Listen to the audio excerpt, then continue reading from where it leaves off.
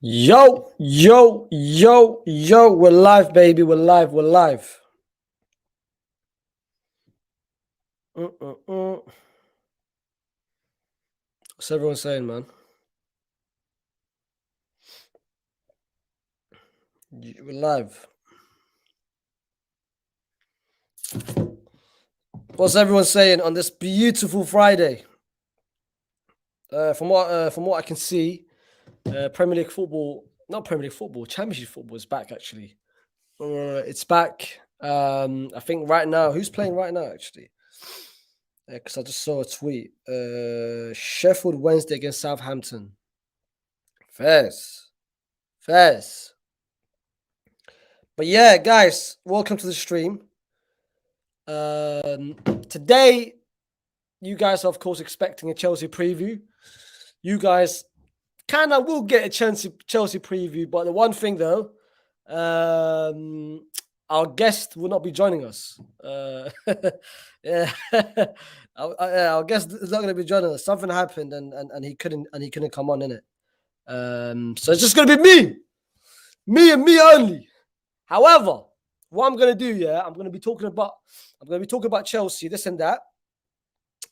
But what I'm gonna do actually for the first time on this stream is I'm gonna bring someone from the chat who's a Chelsea fan or whatever it is, and bring a fan on, bring an audience on, bring someone from the audience, and you know what? Let's chat to them as well. So whoever wants to come on, just say, yo, I'm down. I'm gonna send you a link, and let's just chat about Chelsea. But you have to be a Chelsea fan, though. I'm not bringing anyone else who's not a Chelsea fan. So if you're a Chelsea fan, you want to come on, just put down in the comments, and this is your chance. This is your chance to chat about your own team. But in terms of Chelsea, actually, no. Should I wait till someone come on, or should I just talk about something else? Chat to me. Should I wait for someone to come on, and then we can then properly talk about Chelsea, or should I talk about some like random stuff in it? Let's see. Raw, everyone's down, yeah. Everyone's down to talk about Chelsea, yeah. Raw, first, talk about something, and everyone getting ready to talk about. Talk about. You know what? Let's talk about something else. Let's talk about quickly. Whilst I've got everyone, let's talk about the main topic, of course, which everyone is talking about. Real Madrid preseason. It wasn't the best of preseasons, to be completely honest with you guys. Like, I'm gonna do a Madrid prediction for next season. It will be myself.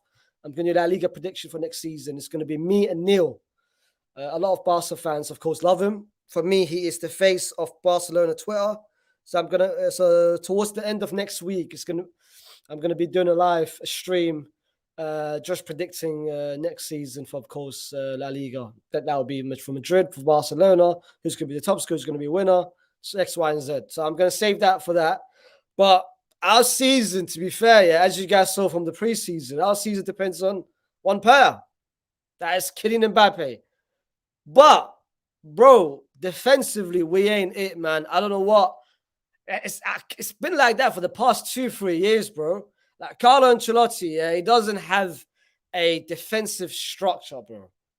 And you can put it on Carlo, you can put it on the players who's a bit too lazy. But, bro, it's a combination of both, bro. I don't see a defensive structure from our team. The last time we were actually organized defensively, I would say, was Jesus last season.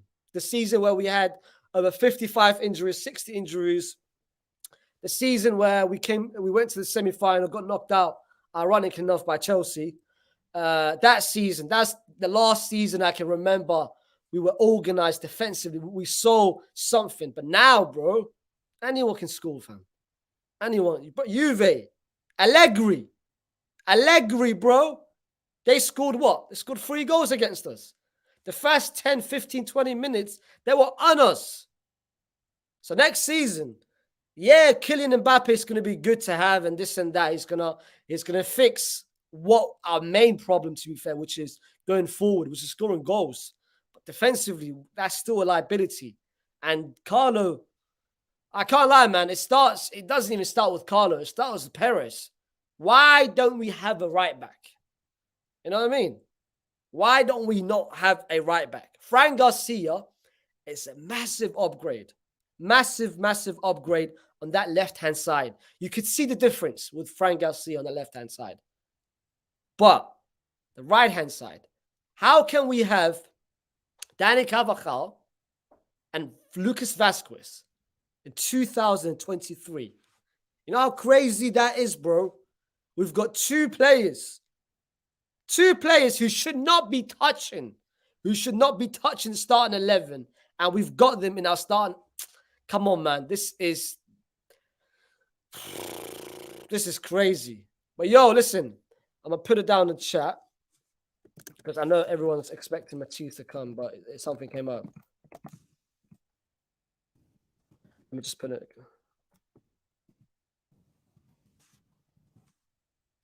And then we can talk about something else, innit? But yeah, man, listen.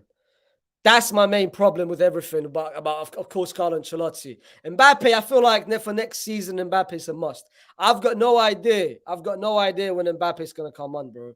Like, a part of me feel like it's going to come on. For everyone down in the comments, do you think Mbappe is going to come before our first league game against Bilbao? And by the way, guys, Matisse is coming. He just texted me as well. He just texted me. He's coming on. So the Chelsea preview, you guys are going to see it. A little surprise on that. You get me? It's going to come on. Right, people saying, well, they'd rather have the Madrid thing. But don't worry, the Madrid thing, we're gonna do a proper Madrid prediction for next season. Of course, with Neil. For the next couple of weeks, of course, we did City. I did City a couple of days ago with Amir. For anyone who hasn't watched it, go watch it. We're gonna, of course, have Chelsea today, and for the next couple of days as well, we're gonna do the rest of the top four, which is Spurs, United, Liverpool, and of course Arsenal, and of course the La Liga prediction. And you guys are going to be a Saudi League prediction. Saudi League, I can't lie, man, it's popping from everyone. Everyone is picking and choosing who their team is. For everyone down in the comments, yeah, let me know who your team is. Is it Al Ahly? Is it Al Ittihad? Is it Al Nasr? Al Ettifaq? That's too many teams, man.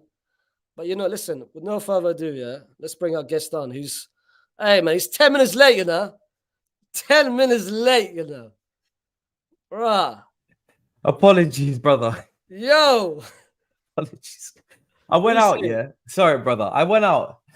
I pat myself down. Listen, man. Pat myself down, no keys. I'm like, oh my God. Oh my God. I said, oh my days. But anyway, enough about that. Apologies, brother. A pleasure to be on. People down in the comments are saying Arab timing. Typical. Nah, this is me, bro. Apologies. But big up, bro. Good to be on. Love for coming on, man. Love for coming on. Listen, pleasure. Man, there's a lot to talk about your team for the season. I know you're a busy man as well. I know you've got your own thing afterwards, so I'm not going to keep you on for long and this and that. But pre-season for you guys, unbeaten on the Poch. Yeah, bro. I know you're a Real Madrid fan. So listen, we've seen a lot of each other over the last couple of years. Mm-hmm. This year, we actually hopefully look like a real team. But, bro, it's coming off what happened last year. My expectations are just on the floor. I'm just hoping for, a normal team that can pass the football from left to right. A team that can attack, that can defend, that can press, that can, do the basics. But it has been good. It's not ready yet, I would say. There's still a long way to go in terms of, the finishing touches, which are going to make a massive difference because this league is mad competitive. But I would say that we're looking good. I don't want to get too excited because everybody's holding their cards close to their chest, but it looks good so far. We've got a lot of young players. It's an exciting team, but yeah, we could catch people by surprise, but we do need a couple more players, I would say. No, 100%. But of course, the first early glimpses of what Poch is trying to do, it's good signs, isn't it, for a Chelsea fan? The 1-2s, the sequence of plays. Yeah. But before that, though, I've got a question. Did you want Poch? I know a lot of managers was rumored for Chelsea, like Nagelsmann, this and that. Did you want Poch as a Chelsea manager initially? 100%. Like I was kind of like one of the maybe the few that was actually not campaigning too much, but I was a big fan of Poch before he came to us. I think that Tottenham kind of rivalry, a lot of people were dismissive of him, and he's a bottler and we need to keep him away. But to be honest, when you look behind all of that and you just be objective with Poch and you look where Chelsea are currently, you say, okay, we got a lot of young players. We need someone who's going to be able to coach, who's going to be able to develop players. And that's where we're at. And you look at his track record at Tottenham with the team that he built. You look at the Southampton team as well, and you can see that the guy knows exactly what he's doing. And even when you look at the PSG stint, that team, the politics, the amount of managers that have come through at that team and struggled because of all the drama with Mbappe, and you got Messi and Neymar. I remember watching some PSG games back then, and those 8 players, those 3 players were kind of above the halfway line off the ball. Just left the other 8 to defend by themselves. Do you know what I mean? So and look at PSG in the Champions League. Do you know what I mean? Like it's clearly a club that there's more to it than just what meets the eye. So for me personally, I was a big advocate of him coming back to the Premier League, and a big advocate of him coming to us, because it just adds a little bit of spice to it that he's a former Tottenham manager. If he wins the trophy with us for the first time, listen, Fuad very well. If he wins the trophy with us for the first time and I get to take that picture, circulate it amongst the Tottenham fans, then it's fantastic. So it's just a little extra incentive for me personally. I can't lie. I can't lie. Fuad was upset. Fuad was. I've been talking a lot about Fuad to Fuad about it. He wasn't a happy man when it got announced, didn't it? Bro, they're making group chats. Do you know what I mean? They're making group chats. They're setting up alliances. Do you know what I mean? Having little meetings. I'm like, wow, this is really cutting them deep. It's like seeing an ex, go off with your best friend. It's not easy, but listen, that's not my problem. Do you know what I mean? I'm just here. I'm just here to see what happens. Hopefully it goes well. It looks like as if right now he's smashing all the interviews, man. He's smashing. I think even I don't know if you guys have ever been linked to him. I know he would never go to Barcelona because of the Espanyol link. Yeah, he was. When he got sacked by PSG, he had that little couple months where he was, of course, unemployed. And Carlo Ancelotti was rumored to go to Brazil. Yeah. So it was Poch, it was Nagelsmann, it was Xabi Alonso. But then the thing is, he's a Barca Espanyol. It didn't make sense. But me personally, I didn't want him, to be completely honest. I think you're a different kind of club as well. Like you guys. It's Galacticos 24/7. There is no. You're right, man. You're right. There's no year off. Our next manager. I would love someone else though. For me, our next manager, I've got Xabi Alonso. Oh, really? Yeah. You think he's ready for the job? I think first season did well with Leverkusen, took them, of course, very far in the European stages of the Europa League. Yeah. Let's see what the second season is. Carlo Ancelotti is going to be his last season. But listen, man, let's enough of Madrid, isn't it? Try to change the topic. I'm making notes, because we always draw each other, so I need to be clued up. Hey, we ain't facing each other next season, broski. Yeah. Hey. Slow down. We're not participating next season. We're just taking a little break. Do you know what I'm saying? We're not really involved. We've got bigger fish to fry. Next season, of course, pre-season did well. Couple players stood out. The main man, of course, let's leave him to the end. You of course had people like the youngsters, the Brazilian youngsters, Santos, of course, the other guy, Angelo as well. Side. Yeah. Mudryk had a good little impression. I mean, what did you think of the certain players that you think is had a good preseason for you guys? I would say good preseasons have to go Jackson, because Jackson's really surprised a lot of people. Because listen, we're used to going after big names. I was saying it on a previous show that Chelsea have got this kind of obsession with big name strikers, giving them the number 9 shirt, paying big money, big wages, and then when they flop and fail, we just kind of cast them aside and we move on to the next one. But to go with someone a little bit more unproven, who's on good form from Villarreal last season, but nothing to really show a long list of evidence behind that. He's really come in and he's just been very complete, bro. He's been very his technical ability's been sound. Hold up plays been good, link up, everything kind of good about the preseason going forward has gone through him and through the left hand side with Nkuku, with Mudryk, with Maatsen as well has been impressive, Carney. So everything's kind of operating down the left and the link up's been good. I think the only shame is that it hasn't really been replicated on the right, because Sterling's been underwhelming to say the least. Do you know what I'm saying? He's been a bit underwhelming. he's been poor. I think for Sterling, it's like I still think he can contribute, but we're now starting to question. And he started football at like 17 at Liverpool, so it's like when you start a lot earlier, you start to tail off a lot earlier, of course, because there's just a lot of mileage has been done. Premier League, he's been kicked, pushed, shoved here, left, there, everywhere. Liverpool, Man City, he's played for so long now. We're starting to think, hold on a second, how many years this guy really got left? When you do the maths, it's not really looking, it's not looking too good. So yeah, I think that if we can hopefully keep Angelo, not send him to Strasbourg, I'd like to see what he can do under Poch. I think there's some potential there. Madueke's been injured, but the forwards, we've been banging in some nice goals. So yeah, it's been good. Well, Nico Jackson's a baller, man. He's a baller. Yeah. I tweeted beginning of last season, not this season, last season. I said, "Yo, invest your stocks on Nico Jackson." Yeah, and I knew, like, even before he got signed for Chelsea, I said he's him. He's like he's him.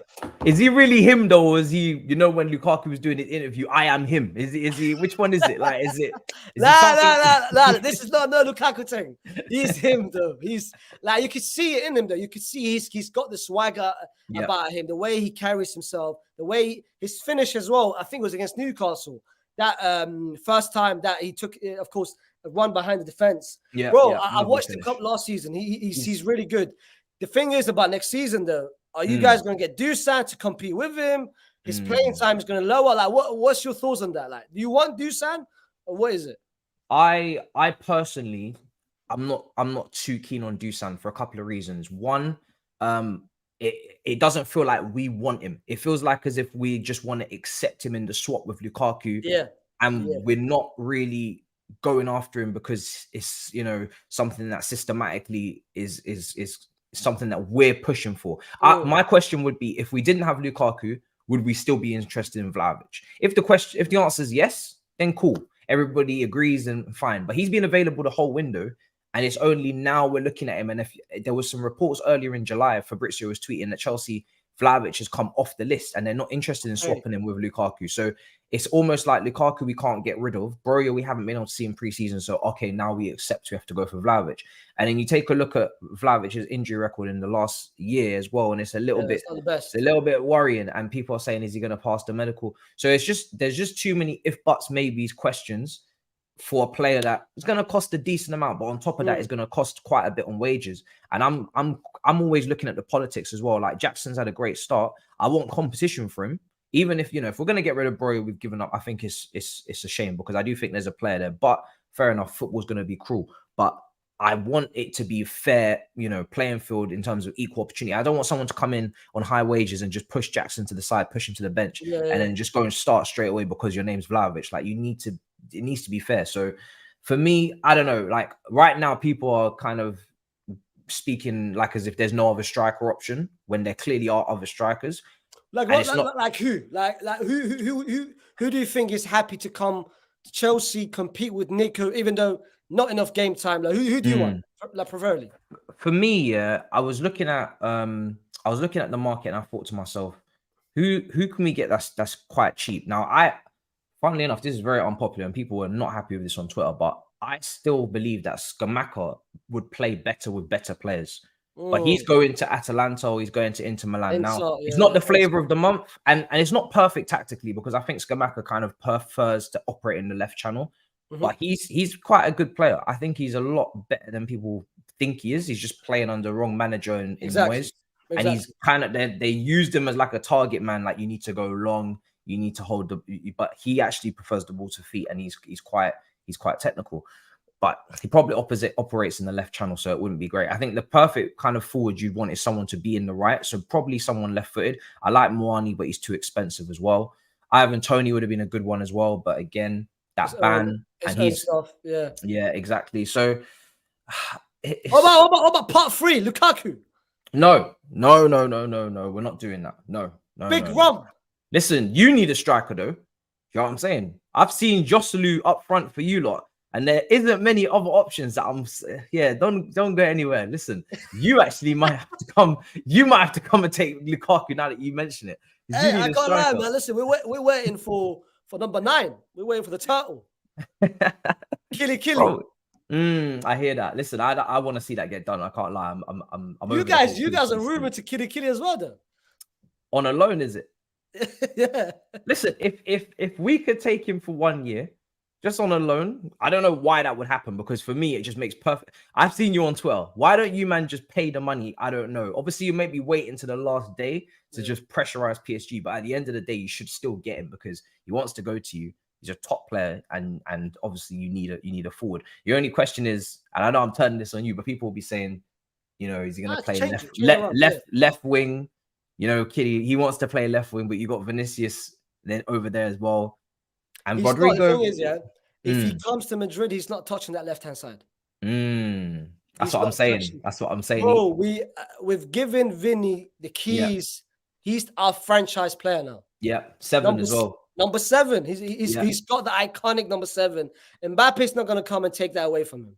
If Mbappe want to come, broski, you've got as a number 9 on the right-hand side, which I don't think he will. I think definitely not on the right side. It's going to be on the number 9. But listen, he's played well as a number 9. Last season, Neymar, Messi. The season before, he played 2 up front with Cavani. He can do it. He can do it. Well, France as well, him and Giroud. But I know he wants that left-hand side. But nah, man. Vinny's the man now. You can see why at the World Cup, though. Like, he played on the left for France quite a bit, and he was cooking. He was cooking. He was dropping deep. He was, dropping the shoulder, playing some passes. I was like, oh, I like this. I can see why you've been complaining. But now for real. But then again, let me ask you this then. Who's the best left winger in the world right now? I'd say it's either him or Vinny.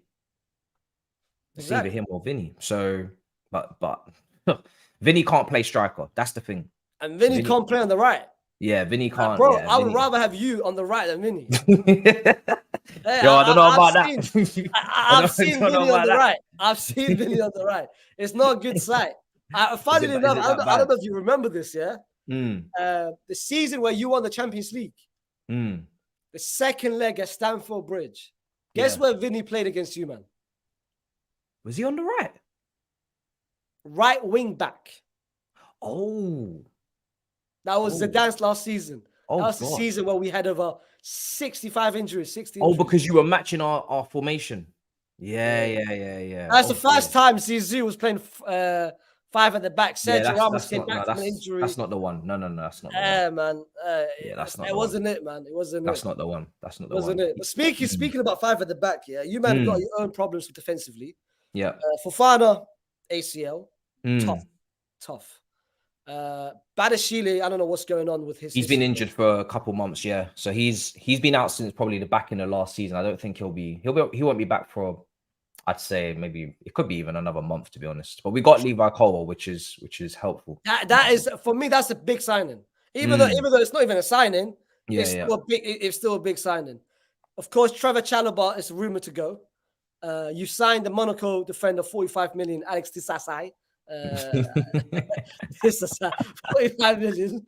Yo, listen, I can't get that pronunciation correct, man. I'm struggling with these signings, man. We're signing a lot of French brothers, and I'm just learning names along the way. I'm practicing in front of the mirror, just trying to get it right before recording. So listen, you call him whatever you want, because I ain't ready yet. Let's just call him Axel. And then you've got Thiago Silva. Who do you think? Are you guys going to play 4 at the back, 5 at the back for next season? Definitely. Where's it going to be? It's got to be 4. He did try play the 3 a little bit at the start of preseason. He flipped it in second halves, but the team just dropped off massively. I think, listen, we've been playing 3 quite a lot under Tuchel, under Potter a little bit as well. And the team was suited to that. But I think long term on the Poch, we want to play in a 4, because you take a look at the fullbacks we've got as well, like Gusto, James, but James in particular, I think James, he needs to not have the whole flank to deal with the injuries and the amount of toll that it's been taken on his body. I think Tuchel was trying to even push him sometimes at right side centre back in a 3, just to kind of calm him down and stop him from having to do so much. So I think long term for him is probably better to play a 4. And because we don't have a lot of centre backs available, we've got we made the new signing, but we've got Silva, who again we'd want to be bringing down his minutes. I think this season, if we're trying to prepare for the long term, there's no reason to be building your defense around Silva.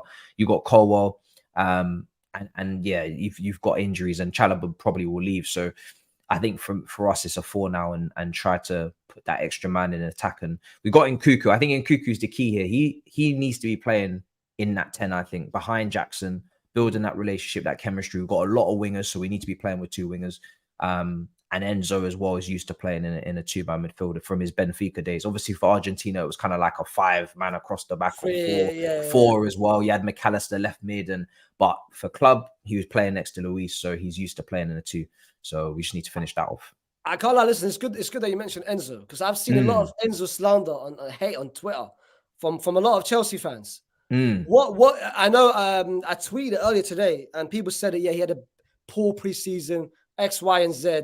Why is it that you guys got, not specifically you, but your fan base? Why is it your fan base are very some people are they think he's a good player. Other people say, you know what, we should have never got him. Like, what's your thoughts on it? I think right now, for me, objectively, if we're looking at preseason, obviously we don't want to overdo it because it is preseason. But the biggest probably thing with him has been he's too easy to bypass. Now he's not a 6, and I knew that when he signed from Benfica, we didn't sign him to be a defensive midfielder. However, even playing as a 2, you just want to be a bit more robust, a little bit more difficult to get past, and he hasn't been. And his passing hasn't been to the level that we're used to as well. But Enzo, for me, is a quality player. There's no doubt about it. He's 100%. I have no worries about him long term. It's just preseason hasn't been, particularly impressive from him. He's looked rusty. His weight preseason though. Yeah, his weight of pass hasn't been quite there. Like I said, he's been getting bypassed. People have been running past him quite easily. I think for me, we need to get someone next to him, but he still defensively has to be more resolute. Do you know what I mean? When we come up against Liverpool, it can't be, we got one guy that can stop the wave of attacks, and the other guy is just getting bypassed. You have to pull your weight in that. But yeah, I'm not worried about Enzo. For me, his passing ability when he's at it is just too high level. I think you would have got him, to be honest, if we didn't get him in January. Oh, easy. He was going to be the Cruz replacement if Cruz retired, but of course he's extended for another year. Bro, he just needs Caicedo on next to him. That's all he needs. It's even like against Man City, I think it was Cruz not like tracking a runner, and then it leads to a. Do you know what I mean? Like these type of players, they're not defensively the most. They're not the most diligent and reliable, but. They'll be there. They'll be in the area. They'll be amongst it. But you need somebody, an expert in the defensive side of the game, to be alongside them to balance it out. Otherwise, they're gonna look a lot worse. Otherwise, that's what I'm saying, bro. That's why we had Casemiro, who did all the dirty work for it. Do you think Caicedo is enough, or do you want another 6? Because I feel like you guys need 2. I think because I've seen Santos he's kind of surprised me in preseason, and he's been playing very, very well. He's been very, very kind of brave in the first phase. For his age, he's been more than willing to receive the ball on the turn, receive the ball under pressure, progress it from deep. So I'm happy with that side. And then defensively, he puts a foot in, and he's not messing around. Like, he wants to get stuck in and make those tackles and interceptions. So I'm quite happy with Santos to be the second choice, and then bringing a Caicedo. I think a lot of times, especially at the clubs like us, where we could look to the market, but we also have the ability with a player that we've just recruited like that. Barcelona were trying to come in for him, and if we give him opportunity, he'll be a 60-70 million pound player in a year's time, because it just doesn't take that long. Do you know what I mean? It doesn't take that long for your market value to just skyrocket to oblivion. If you get opportunities and you take them, next thing you know, you're the next best thing, and everybody's onto you. Like, I'm looking at.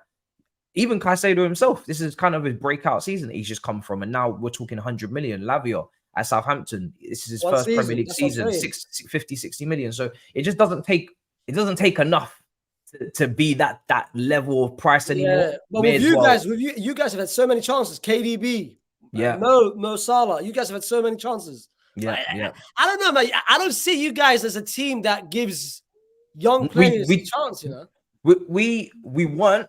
But I think slowly but surely we've had to take advantage of our academy, because the academy is too good. You look at Levi Colwell. Last summer, we were considering letting him go for maybe 30-40 million. And because he'd finished his loan at Huddersfield, and we're like, oh, maybe he's not quite ready. We were going to buy in Vardy, right, for 100 million. Now you look at Levi Colwill, and you're thinking like, wow, this guy he's a special talent. If we had got rid of him, we would be trying to buy him back right now. Like it's just not enough foresight and not enough. Obviously you've got to pick and choose. You've got to be able to identify which is the top talent worth keeping and which one you can actually cash in on. And they're not all going to be, stars from Cobham, but the academy that we have, we produce players that play in the Premier League more than anyone else right now. You look at Nathan Ake, you look at Livramento, just went to Newcastle for 40 million. You look at Mark Gurhey, you look at Tomori at AC Milan, Tammy Abraham. We just provide good quality footballers. You know what I mean? So for me, we have to trust in that and use that to our advantage, because the more you can save, say Colwill now, he didn't cost nothing. Now we can put more money into some other position and get a start. So yeah, for Christensen, great point there in the chat. So yeah, for me, it's something that we've had to do. We've had to sharpen up on that point and use the young players, because you can't just keep going into the market constantly and thinking that you're gonna find everything. For real, you've got that another Italian midfielder who's just loaned out to Leicester. I think you guys got them out for Cassidy. He's good, he looks good. He gave me good glimpses. He's got a nice little touch about him. Yeah. I was impressed with him in pre-season as well. Like, I didn't have high expectations from Cassidy because I haven't really seen too much of him. I know he's been playing the under 20s for the World Cup. Oh, wow. A lot of them have. Someone said Musiala. What, Musiala came from Chelsea? Yeah. Declan Rice even was at Chelsea as well when he was younger and he got released.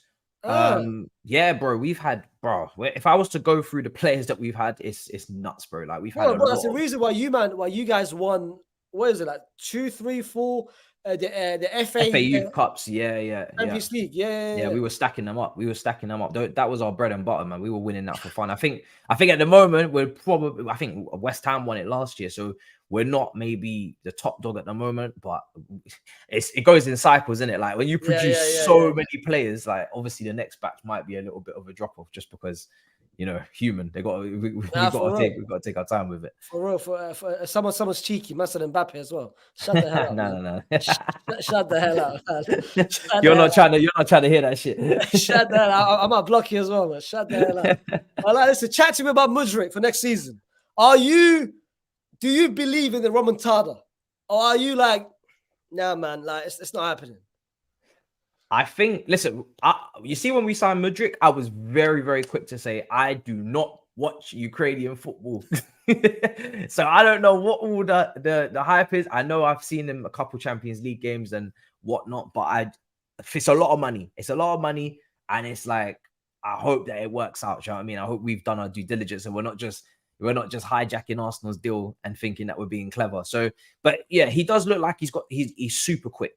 I think for me, I think Poch is the perfect manager for him, because, like I said, we got a talent like that needs kind of refining, developing, and unearthing, and we need to get our money's worth here. He needs to perform next season. I want him to add goals to the team, etc.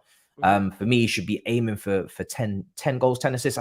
Every single player in the attack that starts a regular amount of games, I think you've always got to aim for double digits. 10-10. That's the bare minimum. You got aim for that. So I think Saka's had back-to-back seasons with 10-10.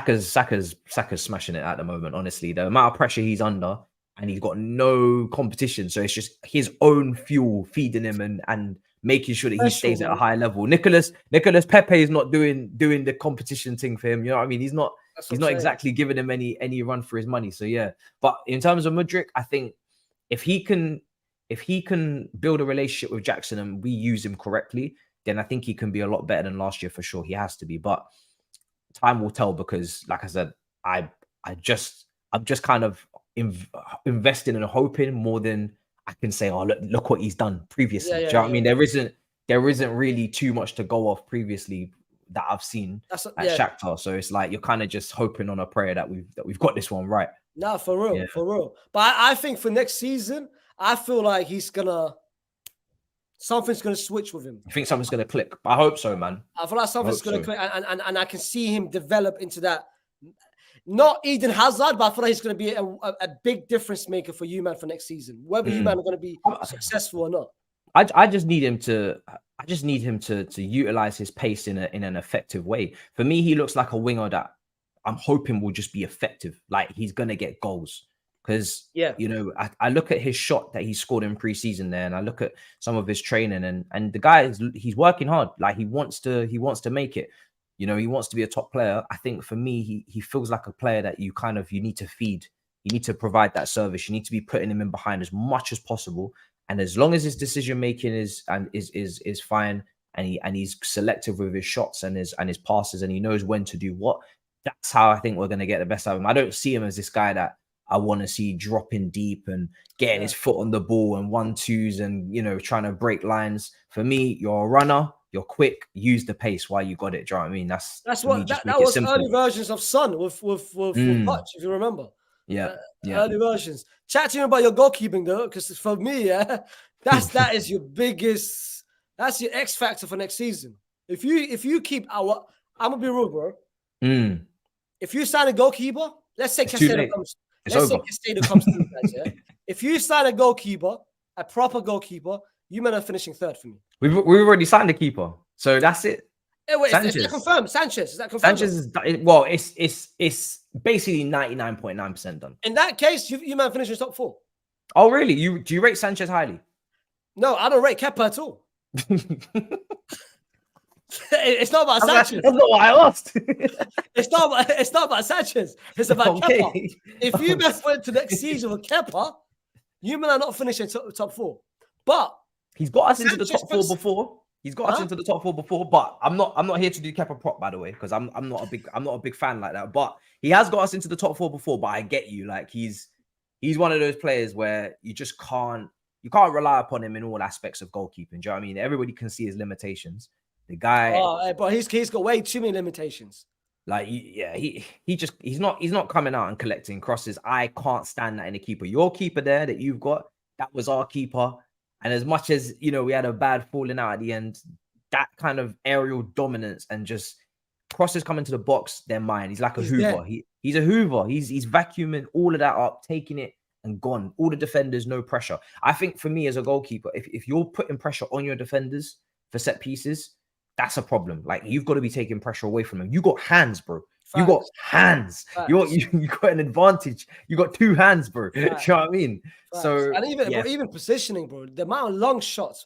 The thing is, the long shots is wild. If you score a screamer, I don't mind it. I hear it. It's not your fault. But broski, if your positioning's not it. Last season there was so many goals. Like one of them were, what was that game at home? You man conceded in last 5-10 minutes. We conceded a lot of goals. You might be here all day because we've been conceding. I'm not gonna be able to tell you which one that was because we've been conceding every week. It's too many. It's too many. But I feel like Sanchez, even though it's not a big name, but I feel like it's an improvement. Either way, it's an improvement. What do you think of the situation? Like, who do you think is going to start? Is he going to be the starter, or is Kepa still going to get the first bit? You know what? It's weird, yeah, because I've heard mixed reports. So sometimes I hear that Poch likes Kepa and he rates Kepa and he wants to start the season with Kepa before we sign Sanchez. Then I hear he's not really too impressed with his distribution. Need to work on that with the goalkeeping coach. Chelsea want this goalkeeper, that goalkeeper, but we can't afford because, out of our price range, or they don't want to join us. So it's kind of mixed messages. And then I saw a report come out that we actually wanted to get rid of Kepa, but no, there's no buyers, there's no suitors. So I think there's a lot of briefing going on, a lot of PR, a lot of, put out information here, there, willy-nilly, but it's not really conclusive. I don't really know what the truth is. So I think if Sanchez is going to come in, he has to be looking at taking Kepa's position, because Kepa, like you said, Kepa had a little bit of a recovery last year. And, he wasn't as bad as he was. Yeah, bro, listen, you don't have to tell me. Do you know what I'm saying? I'm ready to sell. I see his wages. I see how much we paid from Athletic Bilbao. And I'm thinking, need to be getting this guy. You know what's crazy? Till right now, he's still the most expensive goalkeeper. That's what I'm saying. He's distorting like the market for us right now, because he's on this wages. He cost this much. He signed a 7-year deal, bro. We were meant to get Alisson. We were actually meant to go for Alisson from Roma, And because we were trying to keep Courtois and we didn't really get the memo that he wanted to go, and he made it quite clear early on that he wanted to go to Spain for family reasons, we didn't want to allow that to happen. So we waited. Then he started acting out. By that time, Alisson's gone Liverpool, and now we've ended up with Kepa. And I think Real Madrid were going, funnily enough, Real Madrid were going for Kepa the January before. And they were like, not sure we want to pay 25 million. Bro, Perez was about to pull the trigger. Zidane was like, the world could have been so different. Yeah. You could have had Kepa, I could have had Courtois. The world could have been so different. I could have had Alisson. Liverpool could have had, I don't know, Chesney. The world could have been so different, bro. But you know what I mean? Such is the game. So it's mad. But yeah, for me, when it comes down to Kepa, I just feel like there's always a ceiling. There's always a limit to him. And Sanchez, if you're coming in, even at 25 million, and you've got your goalkeeping coach, Ben Roberts, who was at Brighton before as well. So he's the kind of guy that gave the cosign. You have to be aiming to take that shirt, because if you're not better than Kepa, then what are you doing here? You're just here to just be a backup. I could have got anyone else to do that job. Do you know what I mean? On cost 5 million to do that job. So yeah, for that fee, and the fact that it's Brighton as well, who are trying to get Caicedo off. And I said, if you're going to Brighton, I said it on Twitter, if you're leaving with chips and no fish from the seaside, it's crazy. Like, we're leaving with the side, bro. We didn't take the main course. Like, it's wild. You ever go to a restaurant and just get bread and walk out? You just don't do that. Do you know what I mean? You don't go there, get an appetizer, and then walk out. That's what we're doing. If we don't leave with Caicedo, we did not get the main course. I can't lie. You know what? You're spitting on that one. It's embarrassing, bro. Like, I'm not gonna lie. We have to get Caicedo. I'm not even playing anymore. What's going on that left hand side though? Like, is it Chilwell? I can't lie. Listen, you guys you know what? You guys have got a good habit over the past 2 years signing bums. Cucurella might be top 3 bums of the last decade. What? I can't like, even Lewis Hall, to be fair. Even Lewis Hall, he doesn't move me at all. You guys, I know. Really, you're not impressed with Lewis? You're not impressed with Lewis Hall? You guys are trying to overrate him much. The thing is about Lewis Hall last season. The reason why he's that person, and you guys trying to overrate him. Cucurella was shit, and Chilwell was injured. So anyone who was better than Cucurella, you guys said, you know what? He's a good player. Nah, but if he's 18, he's 18, bro. I can't lie, man. I saw him start. He's trying to move into that left-hand role, inverted role, left wing. Nah, man, it's not it. You didn't see the player though. It's that brother that played for Burnley. Ian Matson. Yeah. He's good. He's good. I think you got to give Lewis Hall a bit of slack, because he's 18 and he was playing against the best teams as well. He played against Man City. He played against Man United. He wasn't playing any easy games. He was playing the tough games. And he's actually a midfielder. So maybe that's also why you're like, not sure about this guy, because he's actually meant to be a midfielder, but then he got moved to play left back, and then suddenly he's just playing there for us. But on Cucurella, 62 million, it's expensive. A very, very, I think the most expensive fullback in the world. It is. You know, I'm not gonna lie to you. I hate to stick it on the Spanish man, but you guys, you're a Real Madrid fan. Whoa. Hey, what the fuck me for? What's going on? It's a lot of money, and I'm not really, you know what I mean? It's not making sense. But... Hey. City signing Spanish Rodri. Hey, you saw how that turned out to be. You guys are just signing the wrong bunch, bro. Signing the wrong guys. Look, with Cucurella, it's weird because he got Player of the Year at Brighton, and Chilwell was coming off a massive injury. So we were so sure that we had to spend a lot in that area. And I liked Cucurella. Do you know what I mean? Because he was a player that he was at Brighton that season. He played really well. You know what I mean? He was a smooth passer. City was interested, but I think City planned to use him differently. And that's the difference. I think the way we're using him and the way City were going to use him is polar opposites. I think City and Pep was going to use him in the Ake role, as like a left side kind of defender who sometimes might go into midfield, but he ain't crossing the halfway line. He's not crossing. He's not shooting. He's not underlapping. He's not overlapping. He is in the defensive part of the pitch, and he's helping stop transitions. He's kind of like the left side to what they've had in Kyle Walker, and maybe a bit of coaching. Listen, people can't imagine it now, but you look at Akanji. Nobody had Akanji stocks invested when he was at Dortmund. Really, like, I didn't hear about Akanji. Oh, we need to sign him at Man United, at Liverpool. He goes to Man City. Next thing you know, this guy's winning a treble. So Pep can change lives. Do you know what I'm saying? He is that guy. He changed lives. So he puts people on the map. So Cucurella under Pep could have been different, but for us, you have to invert this guy. Is he going to play left back? You have to invert him, and he has to show us. He had a great assist actually for I think it was for Jackson or maybe in Kuka. I can't remember, but he played a wonderful passing behind in pre-season, and that's more of what we want to see. Just on the ground, those balls, keep them low and just keep it simple and stop transitions against us and win the ball back and be you're looking like a Cucurella fan, No. So let me tell you this. This is his make or break season, because if he doesn't perform, then we need to be keeping it moving, because like you said, Ian Matson's there, and also even Chilwell's under a bit of pressure. He has to stay fit. And the thing is with Cucurella is that, for me, if you're a fullback, this is where I'm going to kind of like put Cucurella. If you're a fullback and you can't really go forward in modern game, you better defend. You better defend for your life. You better defend like prime Aspilicueta under Jose Mourinho, because if you can't cross and you can't go forward, bro, you better lock up all the fullbacks. And this is my issue with Cucurella, is that he has this tendency to kind of like be overly exertive and aggressive, and he leaves space behind him, and he doesn't judge things very well. He doesn't seem to have great spatial awareness all the time. He seems to judge a ball wrong or a player wrong, and then he gets caught out, and then there's loads of space. And he's done it a few times. He did it in preseason as well. So as much as I give him his flowers for his pass, I have to no, it wasn't an assist. It was actually a pass, I think, into Matson. Then Matson may have played the assist. But as much as wait, you're celebrating pre-assist now. Listen, we finished 12th last year. We have to take what we can get. You know what? You leave him with something. We got to take whatever we can get. I call it, and the lights are not working as well. You can tell Cucurella ain't it, fam. Hey. As soon as you talk about it, you're telling me the lights have gone down. Hey, my lights are broken, Ak. Hey, listen, I'm a fan of Pogba, but it might be him, It might be him. Well, what's he saying these days? What's going on? Huh?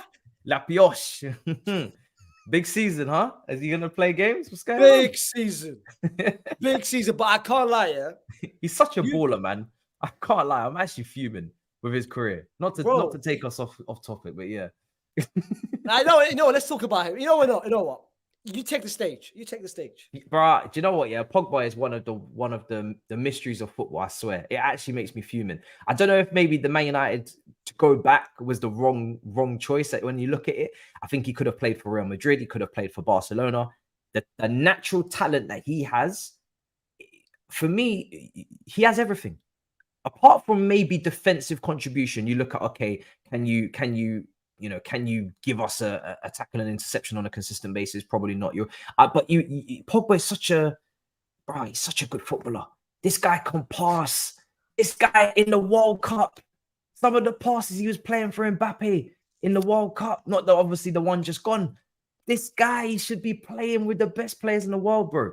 And it's like, I don't know what's happened. If it's a combination of injuries, Manchester United, and that's, again, sometimes he had good seasons. There were some seasons where he was one of their best players. You look at, I think, the season where they won the Europa League under Jose Mourinho. He was playing with Zlatan. He had a very good season then.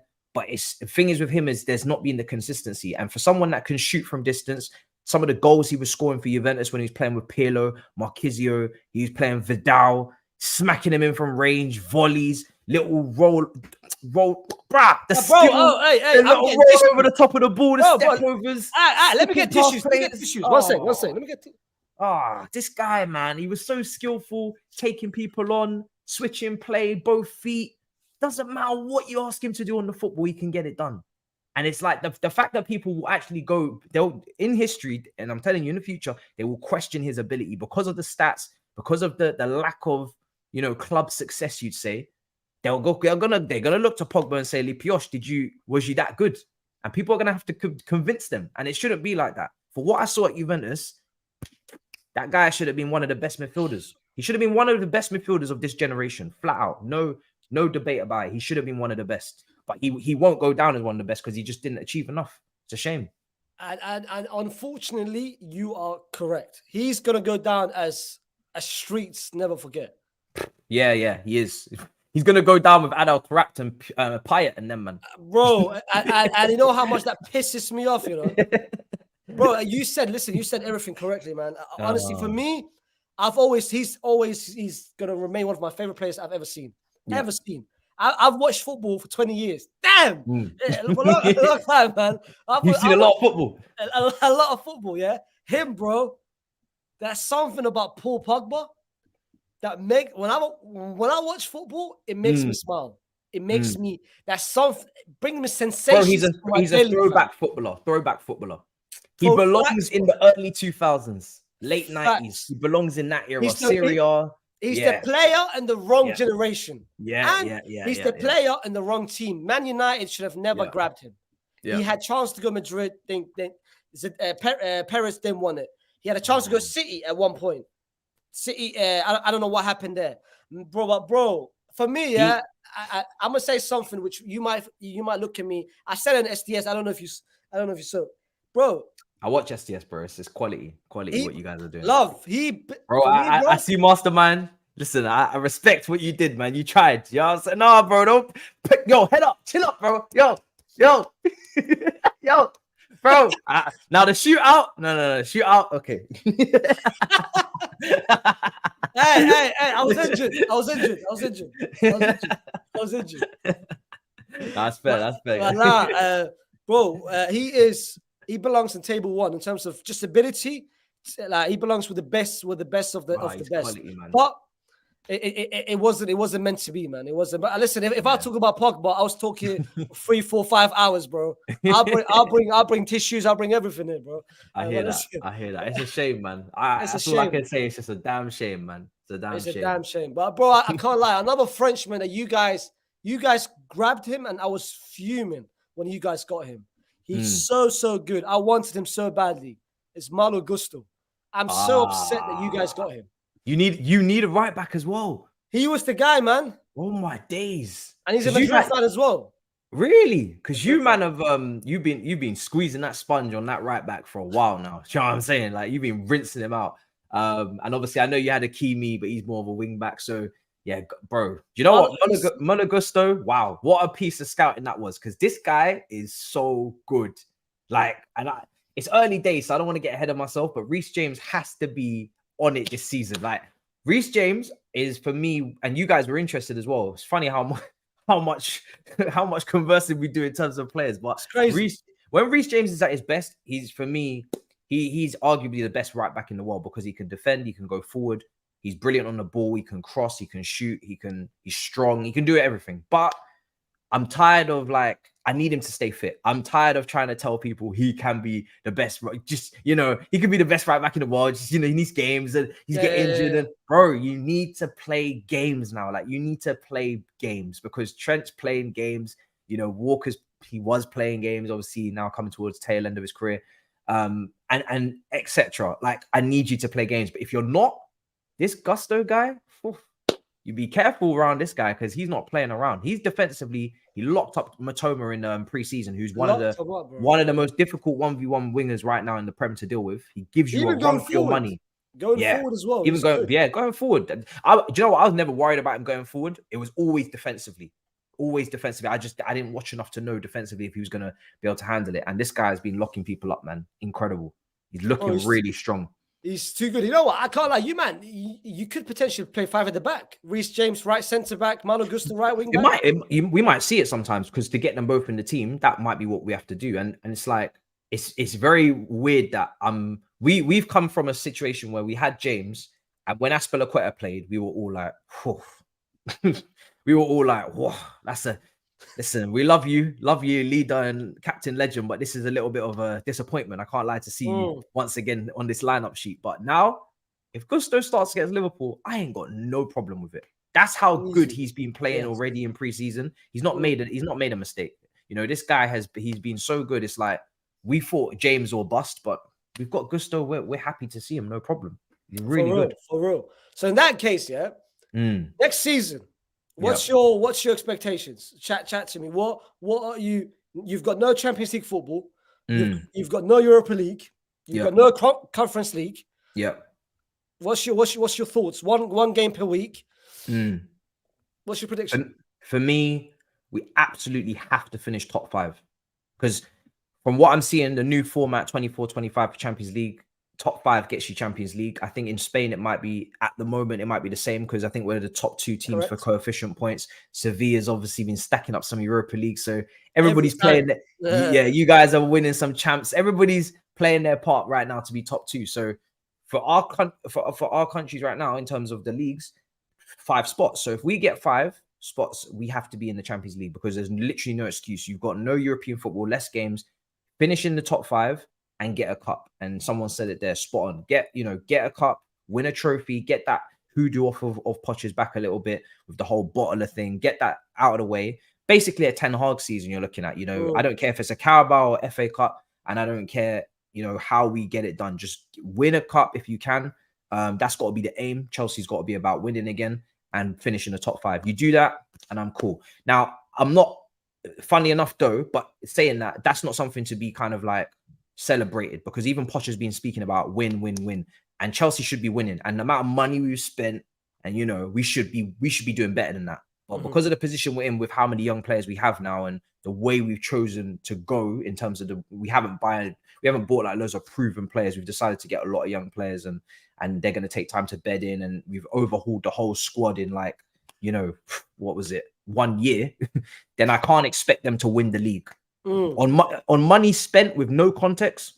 You should be winning the league with that money spent. But it's how it's been spent, and how quickly it's been spent, and who it's been spent on. I can't expect these guys to win the league, but minimum got to be up there in the top 5 and playing better and looking like a serious club again. Definitely. Can you see yourself finishing top 3?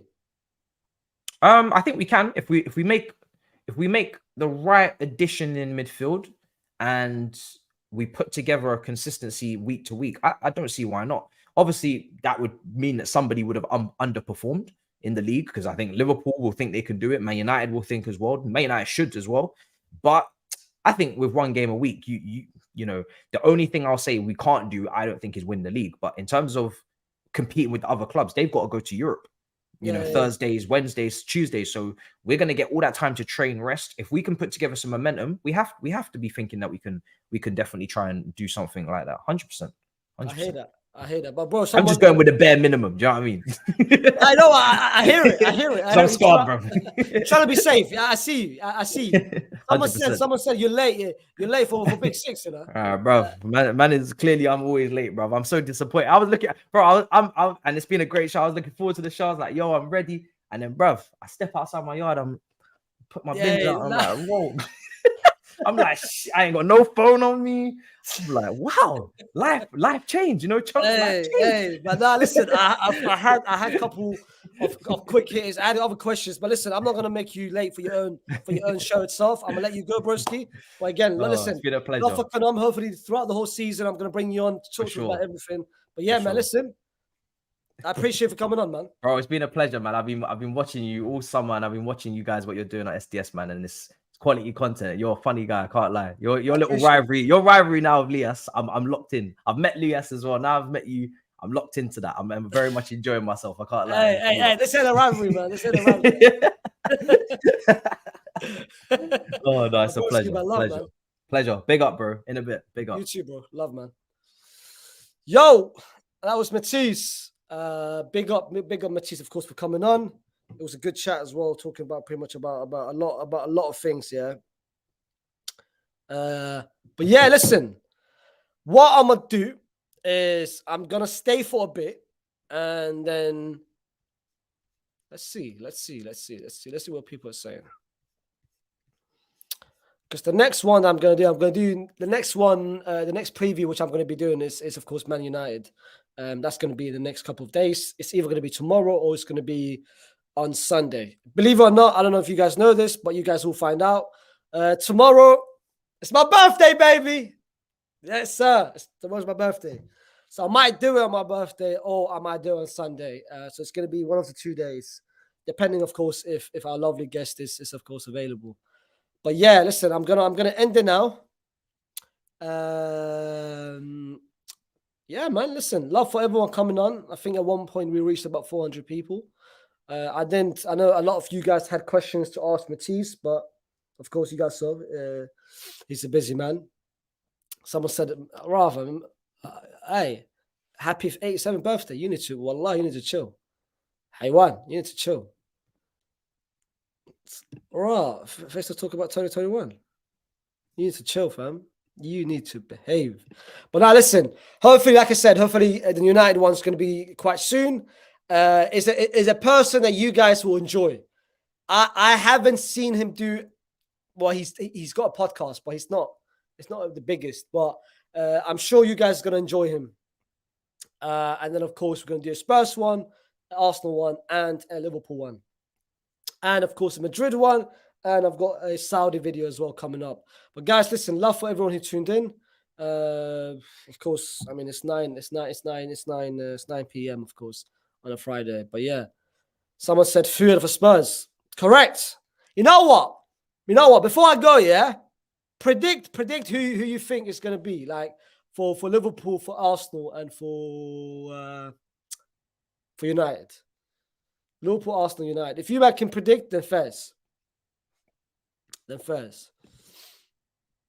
Someone said it's such an elite combo. Appreciate that. But yeah, man, listen, hopefully, like I said, next couple of days we're gonna start doing it, and then from there, the season's gonna start next season, and of course, it's gonna be a big season. A lot more content, a lot more streams. I'm gonna potentially start doing watch-alongs as well. This, of course, this is just a temporary setup, but hopefully in the next month or so, I'm gonna get a studio, and then I can start doing actual content in the studio. But yeah, man, I'm sure you guys are gonna enjoy next season. It's gonna be a lot of content, even on SDS. SDS next season for everyone who, of course, watched the live show. Elite, absolutely elite. And for the people who missed it, don't worry, man. We're gonna do another one soon, and I'm sure hopefully most of you guys are gonna be there. But yeah, man, big up everyone. And I'm going to see you guys soon. Peace.